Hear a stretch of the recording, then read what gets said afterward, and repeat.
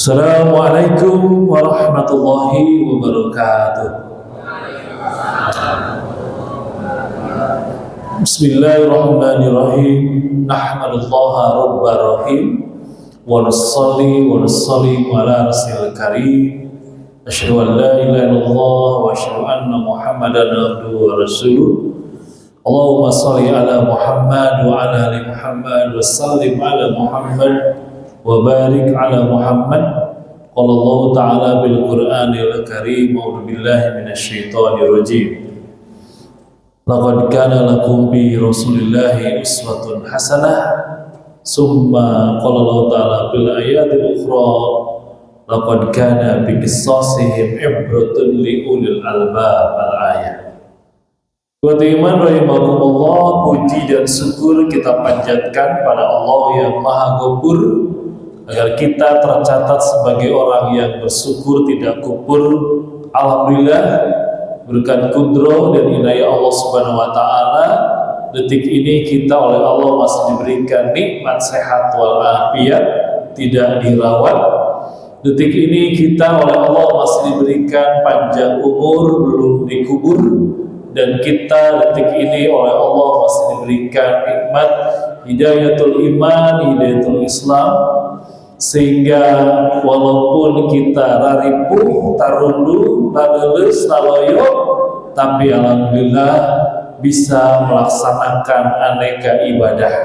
Yang pertama, ibadah sholat maghrib berjamaah dengan fadilahnya. Yang kedua, ibadah silaturahim dengan fadilahnya. Yang ketiga, ibadah thalabul ilmi dengan fadilahnya. Dan juga ibadah ta'limul Quran, mengkaji Al-Quran. Dan yang terakhir, ibadah memakmurkan masjid. Alhamdulillah, satu kali mendayung 5 pulau terlampaui, satu kali berangkat ke masjid calik, sudah ada 5 jenis amal soleh yang dahsyat dengan berbagai fadilah yang insya Allah didapatkan oleh kita. Salawat dan salam semoga senantiasa tercurah limpah kepada Nabi besar Muhammad SAW, kepada keluarganya, sahabatnya, tabi'in, dan kita sebagai umatnya. Hadirin, terasa begitu cepat kita di tahun baru Hijriah ini sudah menginjakkan kaki di bulan Rabiul Awal. Bulan yang keberapa Bapak Ibu Rabiul Awal teh? Yang ketiga di tahun Hijriah. Allah Subhanahu wa taala terhenti-hentinya membuat desain alat pemecasan hati, pemecasan akal, agar kita senantiasa dicerger, agar kita senantiasa dicas hati dan akal, agar terus menjadi orang yang beriman, bertakwa, dan beramal soleh. Maka Allah mendesain alat pemecasan itu ada dalam bentuk ibadah harian. Kita terus dicas melalui sholat wajib, melalui sholat sunat. Tetapi Allah menyediakan alat pemecasan dalam momentum tahunan. Dan bulan-bulan di dalam Islam itu hampir semuanya memiliki alat chargernya. Hampir semua bulan-bulan dalam Islam memiliki makna yang harus dimanfaatkan oleh kita sebagai umatnya. Dan kita tahu inna iddatasyhur indallahi isna asyara syahran fi kitabillah, bahwa 1 tahun itu ada 12 bulan. Maka 12 bulan itu jika dipecah maka menjadi 3 momentum dahsyat bagi kita. Satu adalah momentum bulan rajanya bulan yang disebut dengan Ramadan. Yang kedua ada momentum Syahrul Haram, arba'atu hurum, Dzulqa'dah, Dzulhijjah, Haram dan Rajab. Dan kita telah kembali meninggalkan satu momen, yaitu bulan Haram, yaitu bulan Haram. Dan sekarang tibalah Hilatul Iman, dicas kembali, dicagar kembali di Madrasah Rabiul Awal. Tentu kita sebagai muslim harus mengambil momentum. Kita OTW di Rabiul Awal itu bukannya biasa-biasa aja keles, tapi ada momentum yang penting bingit untuk kita manfaatkan. Jadi biasa lebay.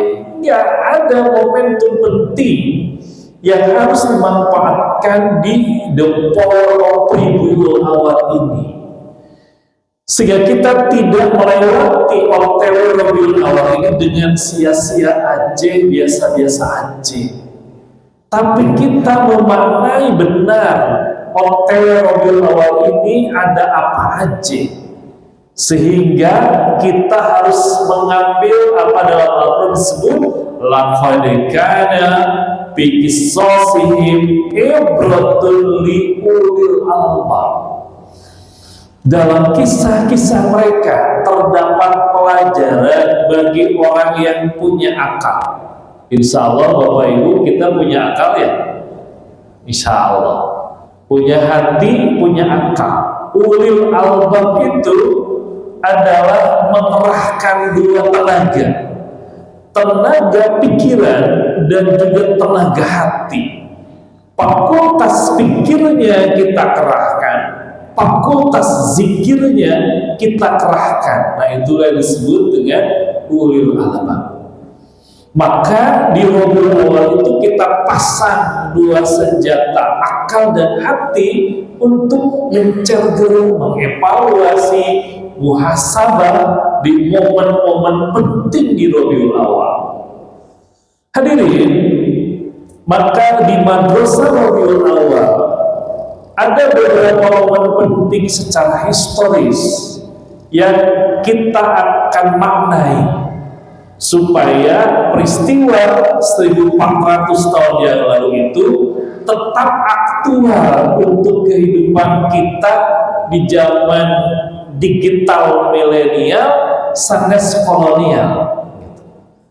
Maka apa makna-makna penting yang terjadi, kita urut peristiwa-peristiwa terlebih dahulu, baru kita mengambil ibrah, mengambil pelajaran, atau khudil hikmah, ambil hikmahnya. Walaupun nanti ada terlepas perbedaan, ada yang menyelenggarakan Maulid Nabi, ada yang tidak, tapi yang wajib hukumnya apa? Mengambil ibrah dan hikmahnya. Nah, hadirin, yang pertama, di bulan Rabiul Awal ini Allah pilih sebagai bulan di mana Allah melahirkan Nabi sebagai penutup kenabian, di mana Nabi ini nanti berperan memberikan ajaran pegangan bagi umat manusia sampai kepada tibanya hari kiamat. Dan kita yang pertama mengetahui di momen ini lahirnya Kanjeng Nabi 12 Rabiul Awal. Dan Allah pilih lahirnya Kanjeng Nabi tidak di Muharram, tidak di Dzulqa'dah, tidak di Dzulhijjah, tapi Allah pilih ini Rabiul Awal. Apa Rabiul Awal itu? Dari kata Rabbi yang artinya musim semi, guys. Rabbi itu artinya musim semi, awal itu yang pertama. Di kita ada musim semi nggak Bapak Ibu Indonesia? Tidak ada ya. Yang ada musim hujan, musim kemarau. Nah, di Jazirah Arab ada musim semi yang biasanya digunakan oleh kalangan Jazirah Arab, itu digunakan untuk membangun gairah baru.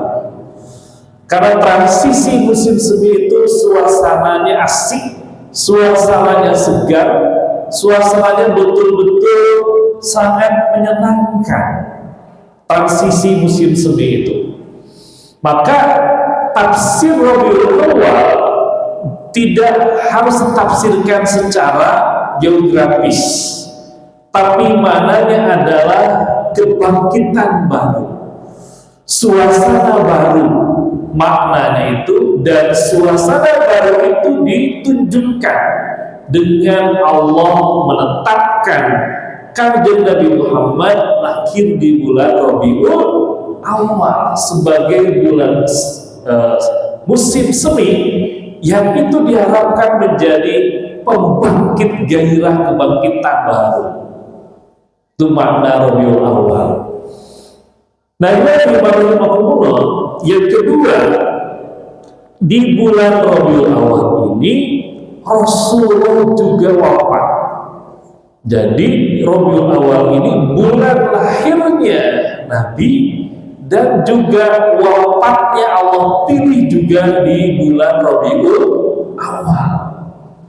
Jadi wafat dan dua kelahiran dan wafatnya Nabi itu juga jadi masuk agenda di musyawarah besar Kabinet Umar bin Khattab dalam menentukan awal tahun baru Islam. Jadi nama tahun Islam itu di-start dari mana? Nah, kelahiran dan wafatnya Rasul masuk dalam agenda musyawarah penetapan nama tahun Islam itu. Yang akhirnya Umar memilih dari awal hijrah. Yang ketiga, di bulan Rabiul Awal ini terjadi peristiwa hijrah, sehingga start nama tahun Islam itu dari Muharram, karena itu diambil di bulan ke-1 Muharram, sebab proses hijrah, prepare-nya, persiapannya jatuhnya di bulan Muharram. Pergerakan kaum muslimin dari Mekah ke Madinah mulai banyak dan masif itu di bulan Rabiul Awal. Jadi momen power of Rabiul Awal yang ketiga adalah momen di mana terjadi pergerakan besar kaum muslimin berhijrah dari kota Mekah ke Madinah, yang itu nanti diambil oleh Umar bin Khattab sebagai nama tahun dalam Islam yang disebut dengan tahun Hijriah. Jadi peristiwa hijrah ini peristiwa besar sekali yang mempengaruhi turunnya Al-Quran, yang mempengaruhi turunnya Al-Hadis. Maka yang ketiga adalah makna penting historis, di mana di Rabiul Awal ini adanya pergerakan hijrahnya Kanjeng Nabi secara bergelombang itu di bulan Rabiul Awal. Historis yang ketiga. Yang keempat, bahwa di bulan ini ada peristiwa besar setelah Masjidil Aqsa dikukuhkan oleh Abu Bakar Siddiq, lalu dikuasai oleh pasukan Salibis, di mana hampir sekitar 300 tahunan kaum salibis menguasai Masjidil Aqsa, dan baru bisa direbut kembali Masjidil Aqsa di tangan pasukan salib yang dulu ada sejarah perang salib dulu itu. Dan Masjidil Aqsa dikuasai oleh kalangan salib, dan peristiwa perebutan Masjidil Aqsa dari kalangan pasukan orang salib itu jatuhnya di bulan Rabiul Awal. Setelah sebelumnya Saudi Ayyubi membuat sayembara tentang syair-syair yang indah untuk menyuntik semangat pasukan tempur kaum muslimin saat itu, dan kemudian lahirlah yang disebut syair dalam kitab Barjanji itu. Imam Syekh Al-Barjanji itu dimenangkan dalam sayembara untuk membacakan syair-syair yang menyuntik semangat perang kaum muslimin saat itu, sehingga momentum Rabiul Awal itu dijadikan oleh komandan perang Salahuddin Al-Ayyubi untuk menjadi momen merebut Masjidil Aqsa.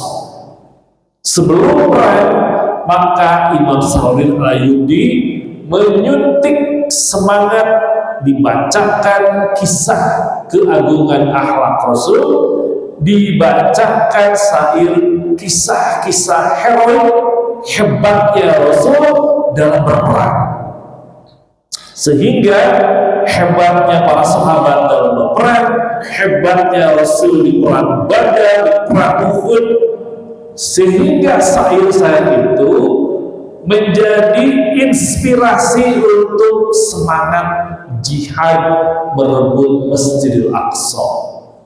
Maka hadirin, luar biasa syair-syair yang dikarang oleh Syekh Al-Barjanji itu mampu menyuntik pasukan tempur Saudi Ayyubi dan berhasil merebut Masjidil Aqsa yang sudah sekian lama tidak ada yang sanggup untuk merebut Masjidil Aqsa. Maka di sini ibadah iman, Rabiul Awal ini kalau dia dari spiritnya adalah momentum untuk menjaga tanah Palestina, karena Saudi Ayyubi berhasil mengambil itu dari tangan kaum salibis itu dan betul-betul dikuasai kembali.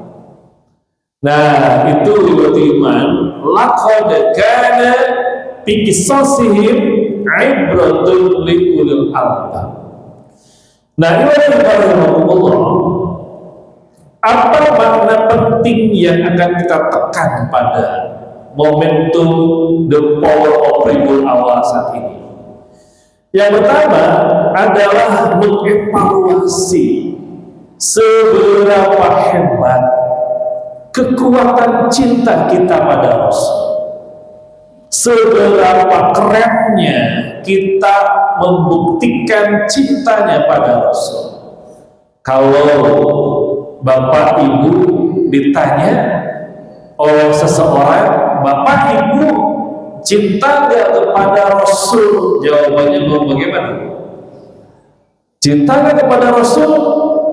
Pasti jawabannya cinta pada Rasul. Kalau ada pertanyaan yang kedua, nanti mengapa Bapak Ibu cinta pada Rasul? Jawabannya apa Bapak Ibu kira-kira? Halo?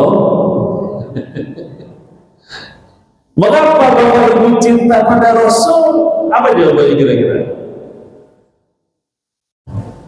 Lalu takutnya anak incu kalau ada soal PAI ada pertanyaan itu gitu ya.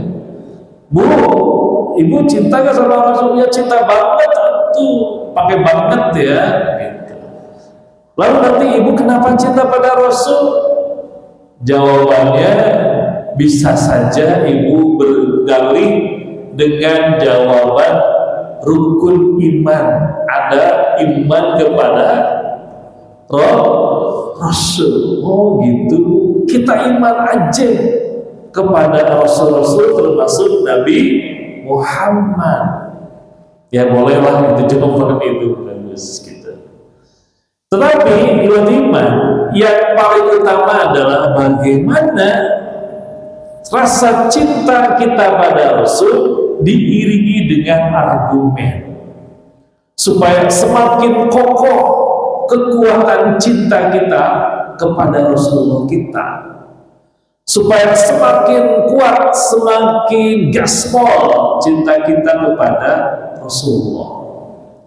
Nah, kalau kita lihat tiba-tiba rahimahumullah kekaguman kepada Kanjeng Nabi ternyata banyak juga dikagumi oleh ilmuwan-ilmuwan Barat.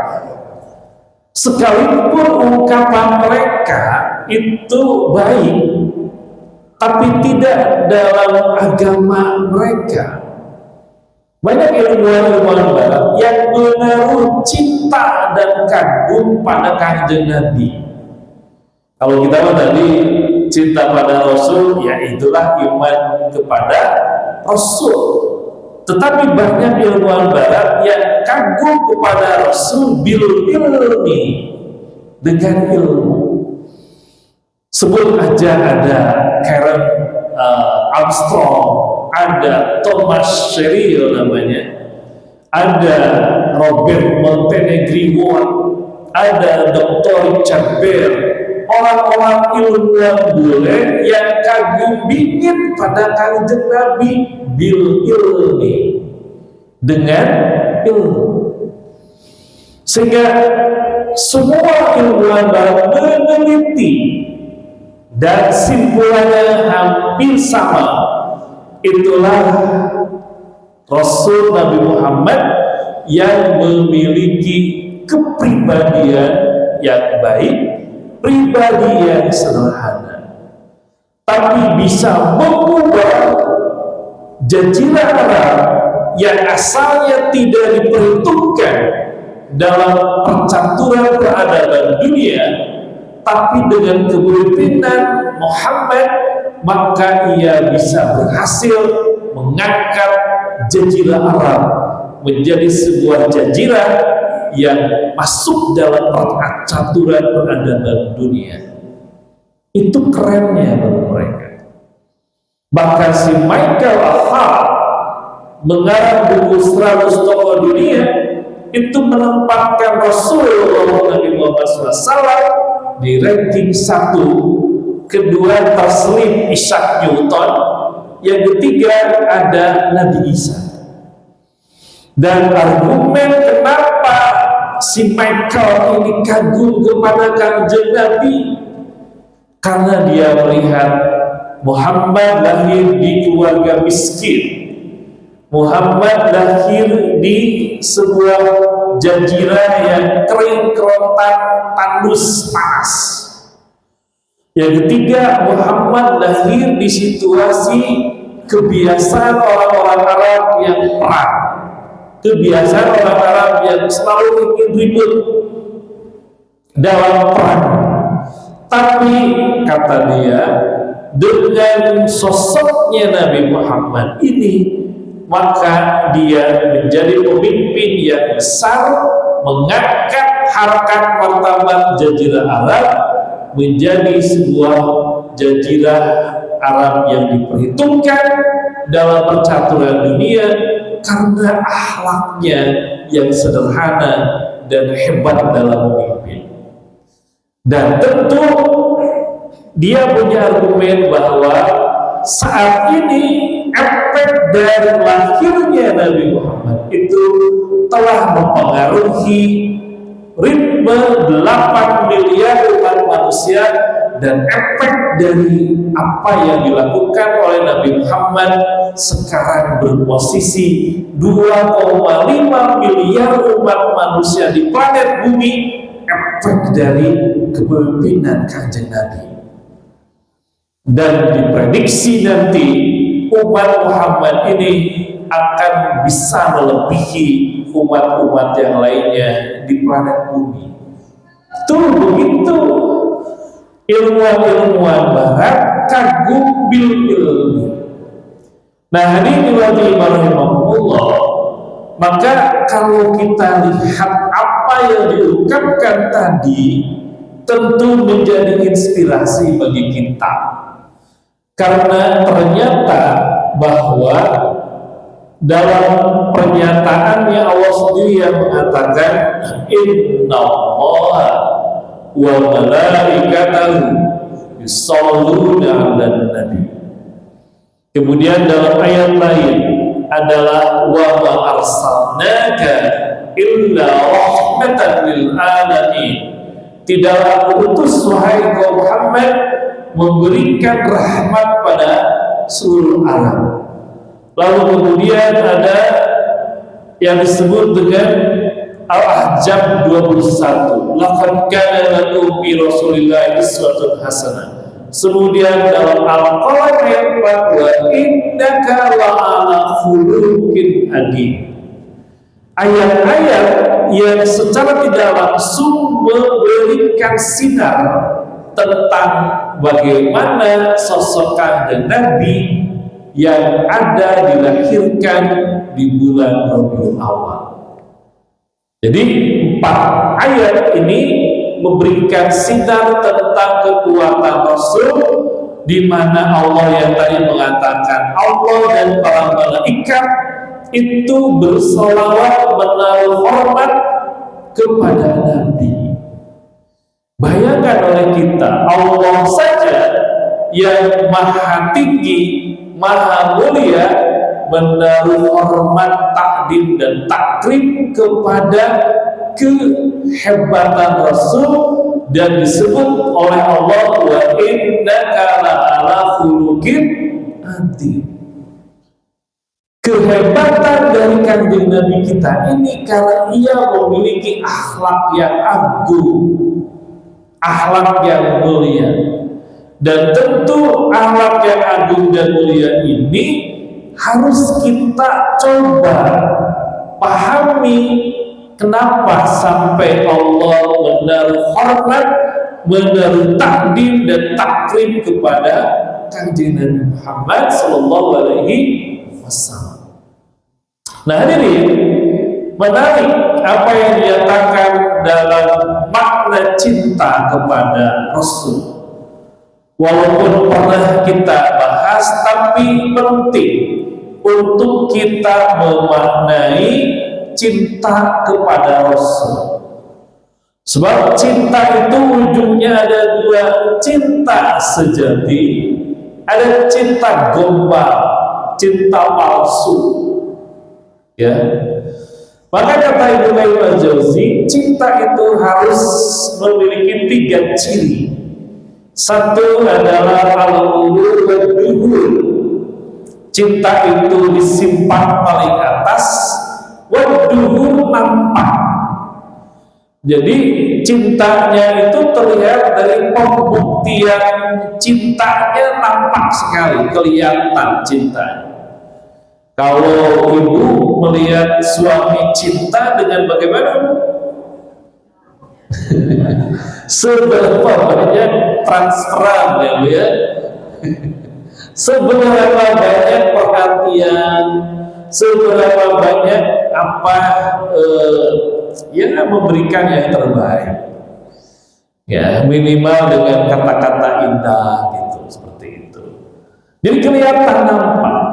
Bapak melihat bebeknya itu cinta, terlihat dari bukti cintanya.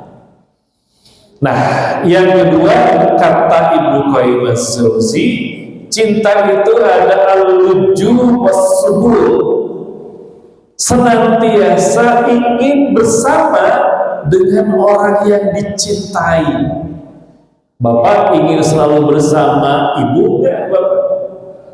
Enggak, aduh, aralim cenderung. Kalau enggak, berarti dipertanyakan cintanya. Tapi Bapak harus al-lujuh was-subur, senantiasa ingin bersama ibu kemanapun pergi, sampai ke ujung dunia pun. Well, ya. Ibu juga begitu, ingin bersama sang pangeran yang dicintainya. Harus begitu.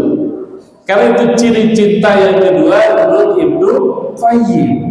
Al-lujur mas-surur, senantiasa ingin bersama dengan orang yang dicintai. Kapasar, ngabubur, kesan 4 tahu, ketoprak gitu. Selalu ingin bersama berdua. Seolah-olah dunia milik berdua, yang lain kontrak atau kos gitu. Nah, yang ketiga kata Ibnu Qayyim Az-Jauzi, cinta itu adalah apa yang disebut dengan haqaiqul qalbi. Apa yang haqaiqul qalbi? Sebuah rasa di mana kita memasrahkan diri kepada orang yang kita cintai. Ibu pasrahnya ke bapak? Pasrah bu? Kedah pasrah itu. Bapak pasrah ke ibu? Pasrah itu memasrahkan diri kepada orang-orang yang kita cintai. Nah ini berarti rahimahullah, maka akan lebih bagus ada alasan mencintai. Dulu bapak mencintai ibu pasti ada alasannya. Ya banyak. Aku mencintai ibu karena ada daya tarik pesonanya. Dari kulitnya mungkin, dari lempainya mungkin, dari hidungnya sangat mungkin, dari rupiahnya sangat mungkin. Pokoknya ada alasan kita mencintai. Terus tuh ujung-ujungnya abis cinta gitu. Nah, hadirin rahimahullah, tentu makna mencintai itu sudah sedemikian jelas. Ketika kata itu disandarkan kepada cinta pada Rasulullah, 3 konsekuensi itu harus ada. 1, bukti cintanya nampak kepada Rasul. Yang kedua, selalu ingin bersama dengan Rasulullah. Yang ketiga, memasrahkan kehidupan diatur oleh orang yang kita cintai, yaitu Rasulullah. Jadi kalau ditarikkan mana cinta itu, membuktikannya iya, selalu ingin bersama dengan Rasul iya, memasrahkan diri diatur oleh Rasul sebagai orang yang kita cintai. Nah ini dulu pernah ada satu riwayat tentang waktu pasca Rasulullah wafat, suasana kota Madinah berduka cita. Maka turunlah orang-orang Badui ke kota Madinah itu. Lalu kemudian orang-orang Badui itu bertanya tentang pertanyaan bagaimana akhlak Rasulullah. Si Bilal tidak bisa menjawab, segera menangis. Bilal yang dikenal sebagai sahabat yang kuat, yang hidup, yang lestari, tapi kuat, mendengar pertanyaan itu segera nangis, tidak bisa menjawab, terseduh-seduh. Karena tidak ada jawaban, maka orang-orang Badui itu kemudian bertanyalah kepada Ali bin Abi Thalib, di mana pertanyaannya sama, bagaimana akhlak Rasul itu. Sahabat pun itu Ali bin Abi Thalib nangis terseduh-seduh, tidak bisa menjawab. Tapi Ali memberikan lontaran, apakah kamu tahu indahnya langit dan bumi? Si Arab itu menjawab, iya tahu. Coba gambarkan bagaimana indahnya langit dan bumi. Maka tidak bisa menjawab. Maka akhirnya kembali ke Siti Aisyah, dan Aisyah segera nangis mendengar Pertanyaan bagaimana anak Rasul, Aisyah tidak bisa menjawab, hanya bisa menangis.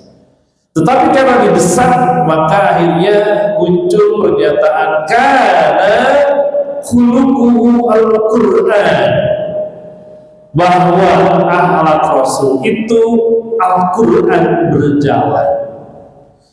Nah, maka penting Allah untuk kita ungkapkan mengapa para sahabat hanya bisa menangis mendengar pertanyaan itu, dan mengapa Allah Subhanahu wa Ta'ala dan para malaikat menaruh hormat kepada Kanjeng Nabi Muhammad. Itu yang akan kita coba lihat.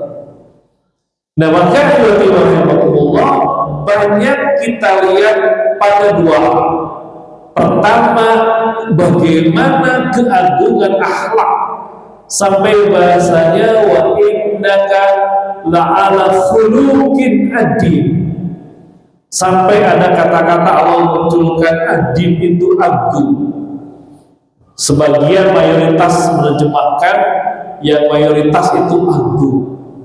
Levelnya tidak hanya mulia, tapi agung, di atas. Maka penting untuk kita mengecas pernyataan Allah wa innaka la'ala khuluqin adim itu, supaya kita betul-betul tercas hati untuk mengikuti masuk pada level keagungan akhlak di rumah tangga. Nanti mungkin ada keagungan alam Nabi di luar rumah tangga. Nah, maka akan kita coba lihat bagaimana keagungan akhlaknya Nabi di rumah tangga yang luar biasa. Mungkin level sahabat juga hanya bisa menangis melihat bagaimana keagungan akhlaknya Nabi itu, yang mudah-mudahan bisa menjadi inspirasi untuk kita menata, mengikuti apa yang telah dicontohkan Rasul. Yang pertama, dalam hadis riwayat Bukhari, Nabi selalu melakukan cipika-cipiki ketika akan keluar rumah ke Siti Aisyah. Cipika-cipiki itu nama Bapak Ibu? Halo? Cipika-cipiki gitu. Nah, selalu keluar rumah itu Rasul melakukan itu. Pertanyaannya, kita suka nggak begitu? Halo?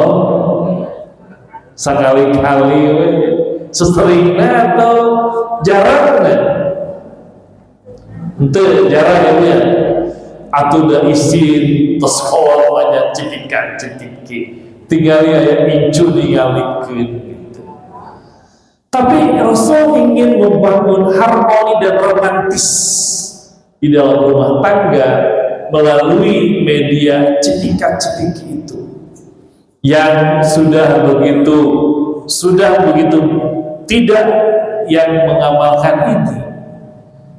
Keagungan akhlak yang pertama. Yang kedua, Rasul sering dan selalu banyak makan sepiring berdua, saling menyuapi.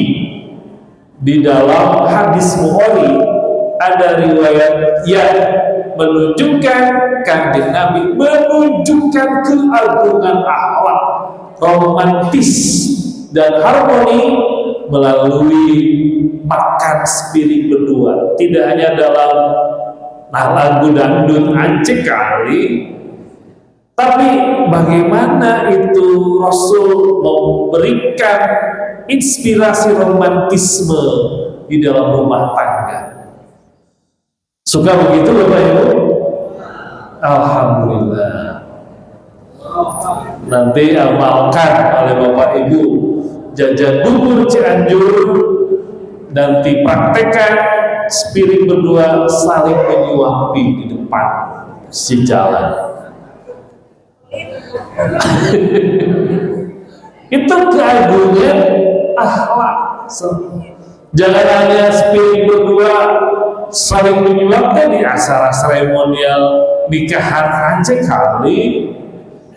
Tapi Rasul mempraktekkan itu bagian dari la'ala khuluqin adzim, menjadi hal yang sangat luar biasa.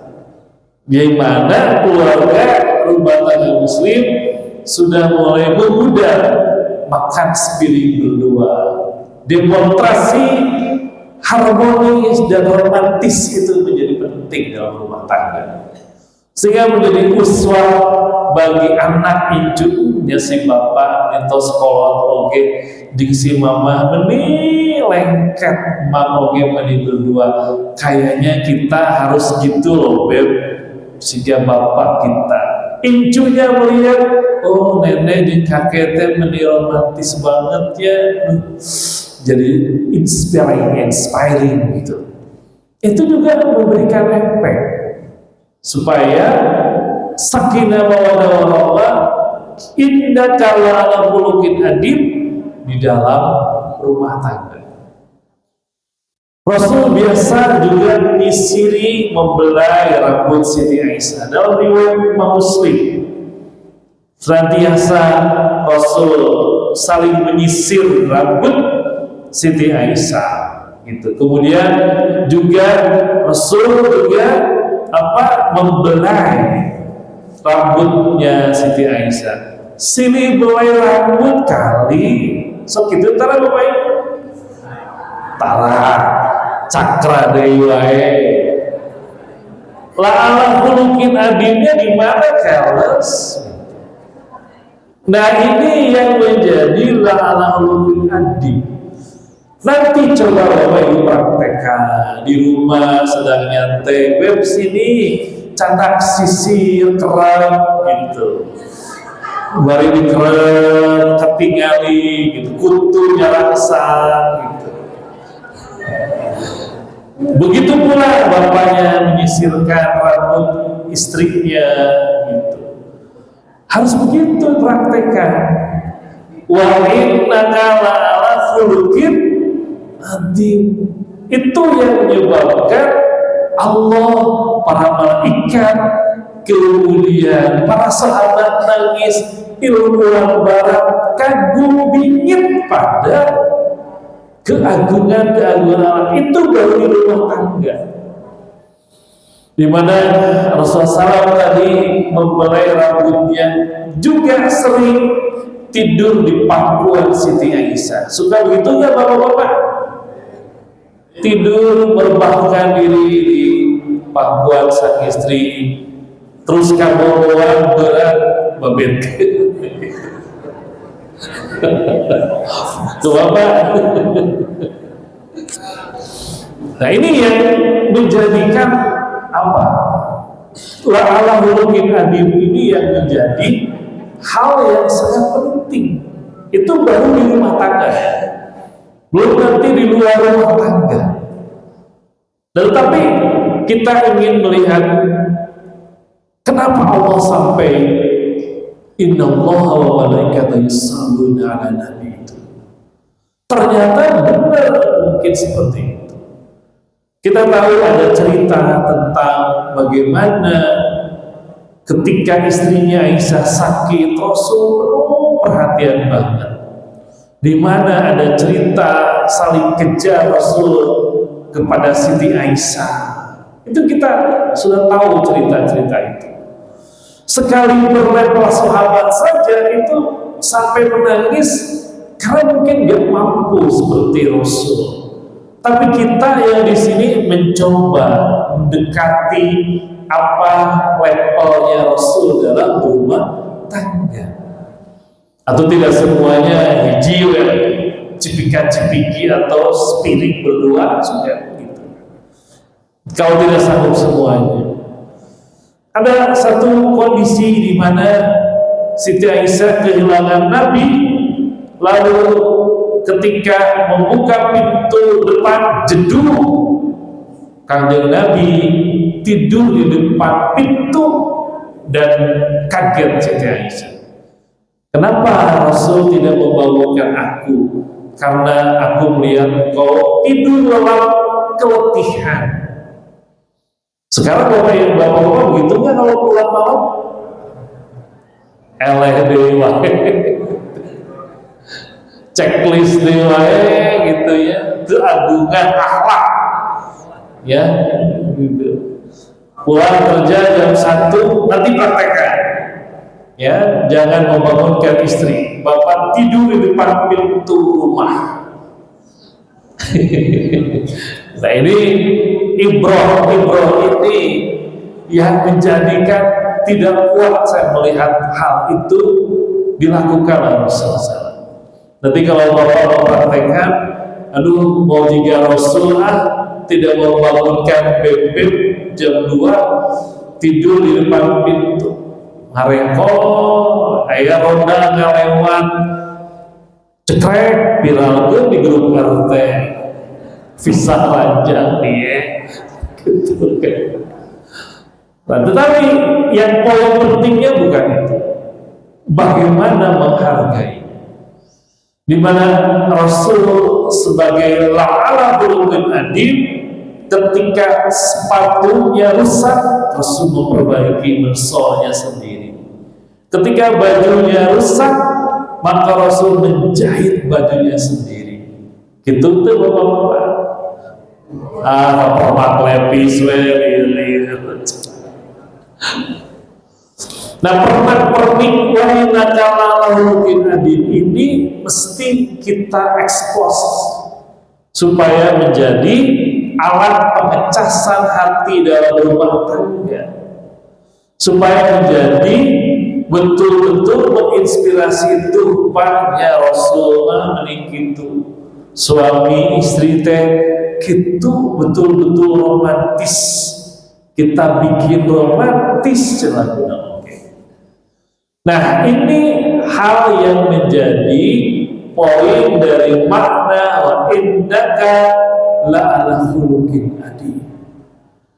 Di luar itu banyak sekali, sampai kemudian seringkali Rasul itu mengganjal perutnya dengan batu-batu yang ketika sholat ruku suara kereket gitu, kemudian mau sujud para sahabat mendengar ada suara gitu di perut Nabi itu.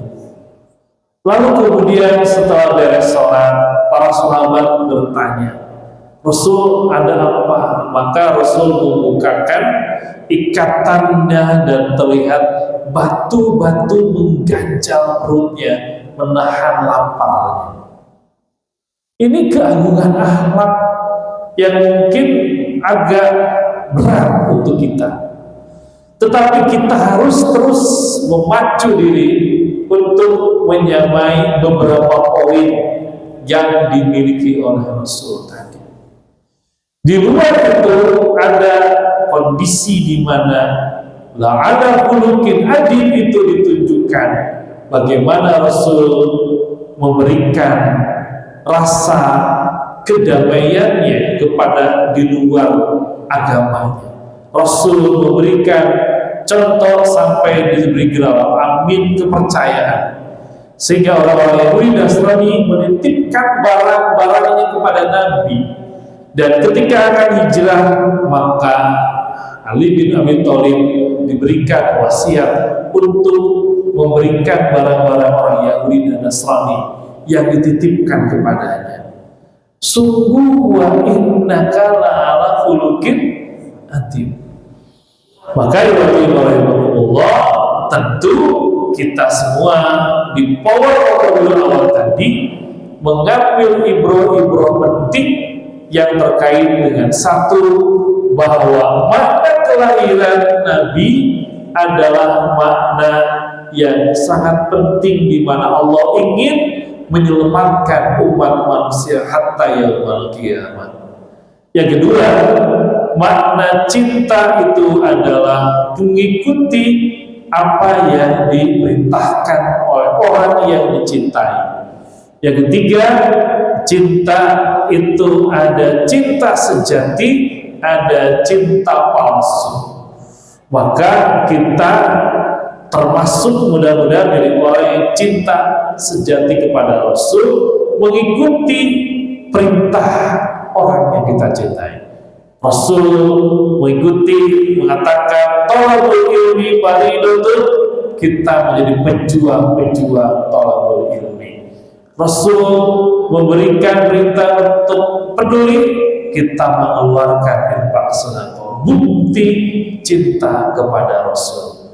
Maka tadi kita telah tunjukkan keagungan akhlak yang terus bersinar sampai yaumul kiamat, dan kita terus mengecas inspirasi-inspirasi itu dalam kehidupan kita. Maka hakikat maulid itu bukan setahun sekali, tapi bagaimana setiap detik kita membuktikan cinta kepada Rasul dengan mengikuti segala perintah yang diperintahkan oleh yang cinta-cintai itu Rasulullah. Itu saja ya iman, makna penting di Rabiul Awal. Mudah-mudahan ada guna dan manfaatnya. Terima kasih. Nah, baik, ada jemaah yang ingin bertanya? Assalamualaikum warahmatullahi wabarakatuh. Waalaikumsalam. Pak Ustaz, mohon penjelasan masalah sholawat. Apakah ada arti yang khusus dan istimewa dari sholawat yang disampaikan Allah dan malaikat beserta umatnya? Ya. Apakah sifatnya umatnya apa doa, atau misalkan Allah itu rahmat atau malaikat? Jadi inti daripada Allah berbaca sholawat untuk Nabi dan malaikat untuk Nabi, maka umat bisa untuk Nabi berbaca kriteria tahapannya itu isinya maksud dan tujuan apa saja. Silakan itu urusan terima kasih. Assalamualaikum warahmatullahi wabarakatuh. Ya, memang Rabiul Awal juga sering disebut sebagai syahrul sholawat. Syahrul sholawat itu adalah ekspresi cinta kepada Nabi dengan lisan. Karena cinta itu kan dibuktikan cinta dengan lisan, dengan cinta dengan perbuatan. Nah, yang kedua, pengertian arti sholawat itu artinya adalah menaruh hormat. Makna artinya yang kedua adalah mendoakan. Makna yang ketiga dari sholawat itu adalah memuliakan. Maka secara semantik kata sholawat itu adalah menghormati, memuliakan, dan mendoakan. Nah, tentu kita melakukan membaca sholawat memang banyak keutamaannya. Sampai Rasul mengeluarkan man shalla alayya sallallahu asra, satu kali sholawat Allah mengganjar 10 kali sholawat. Jadi maknanya adalah 3 hal tadi. Ketika kita membaca sholawat sebagai bukti cinta, hanya mungkin redaksi sholawat kan banyak macamnya. Ada paket singkat padat, ada yang panjang, itu tidak apa-apa. Yang penting adalah kita menunjukkan bacaan sholawat sesuai dengan kemampuan yang kita bisa, sebagai wujud rasa cinta, dan intinya adalah doa kepada Sang Rasul, memuliakan dan menghormati. Itu Pak Haji, cekap. Baik, ada lagi yang ada Di belakang itu Pak Haji.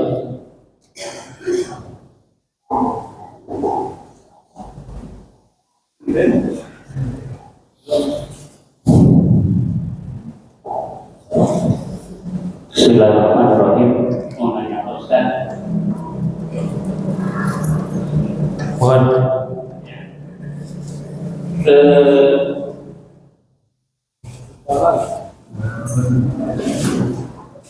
Perbuatan itu kan ada 2. Ya. Sunnah itu ada 2, qauliyah dan fi'liyah. Masalah seperti itu. Kalau perbuatan perkataan itu mungkin mungkin kita bisa mengikuti. Ya. Kalau perbuatan seperti yang contohkan itu tadi agak susah juga tidak terapkan dalam kehidupan sehari-hari. Ya. Kebayang oleh saya semuanya kita yang sudah umur 60 ke atas ini pergi ke wisata kuliner tadi saling suapin makan bubur ayam dan sebagainya, susah sekali untuk diterapkan seperti hal itu. Kira-kira salah nggak kalau semuanya kita tidak mengikuti seperti itu? Ya. Ya, sunnah itu ada perkataan, perbuatan, dan takrir, persetujuan. Nah, kalau kita lihat qaulan, fi'lan, dan takrir Nabi itu, sunnah Nabi itu memang dibelah menjadi dua. Ada yang hukumnya wajib, ada yang hukumnya sunnah. Yang wajib kalau dikerjakan mendapat pahala, tidak dikerjakan berdosa. Kalau sunnah tidak dikerjakan tidak apa-apa gitu ya, dan kalau dikerjakan mendapat multi fadilahnya. Nah tentu kita melihat pernak-pernik yang tadi diungkapkan dalam rumah tangga itu kategorinya wajib atau sunnah kira-kira? Wajib nggak Pak? Atau sunnah? Sunnah gitu. Sunnah muakkadah. Tadi kayak makan sepiring berdua gitu ya, saling nyuapin, itu hukumnya wajib atau sunnah? Sunnah. Jadi kalau aduh Ustaz, aku mah nggak bisa deh ke sekolah gitu, ya nggak apa-apa, memang tidak berdosa. Kata kuncinya apa? Menciptakan suasana romantis harmoni, tentu dengan berbagai media. Kalau Pak Haji misalnya, Ustaz Habibah hari makan sepiring berdua mah rada kumaha gitu ya. Saya mah bukti cintanya teh sering transfer sejuta 2 juta. Boleh. Jadi media bisa berbeda Pak Haji, tapi intinya adalah supaya terbangun suasana harmoni dan romantis. Rasul mencontohkan itu silahkan dilaksanakan. Kalaupun rada ribet, rada rigid, ya silahkan juga nggak apa-apa. Itu Pak Haji. Baik, ada lagi.